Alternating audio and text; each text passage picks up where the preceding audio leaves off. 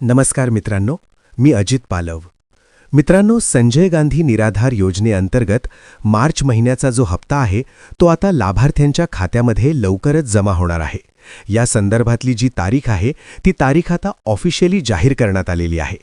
नक्की कधी जमा होणार आहे आपण थोडक्यात जाणून घेऊयात. तत्पूर्वी व्हिडिओला लाईक आणि चॅनलला सबस्क्राईब करून घ्या. तर मित्रांनो, तुम्ही पाहू शकता सरकारच्या ऑफिशियल वेबसाईटवरती जी काही नोटीस आहे ती लावण्यात आलेली आहे.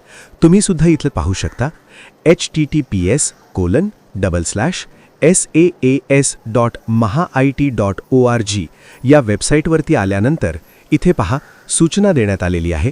मी थोडं झूम करतो जेणेकरून तुम्ही स्पष्ट पाहू शकाल.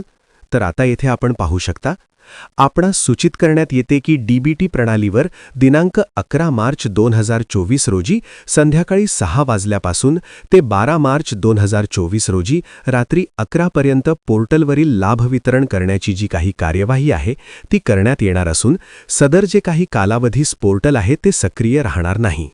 आता येथे लक्षात घ्या, याचा अर्थ असा आहे की जो काही हप्ता आहे तो तुम्हाला 12 मार्च नंतर मिळणार आहे. आता हे पोर्टल बंद राहणार आहे.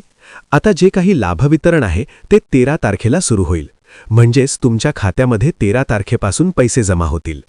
तर आत्ता महत्त्वपूर्ण ही जी अपडेट आलेली आहे, महत्त्वपूर्ण व्हिडिओ सर्व लाभार्थ्यांना शेअर करा. धन्यवाद.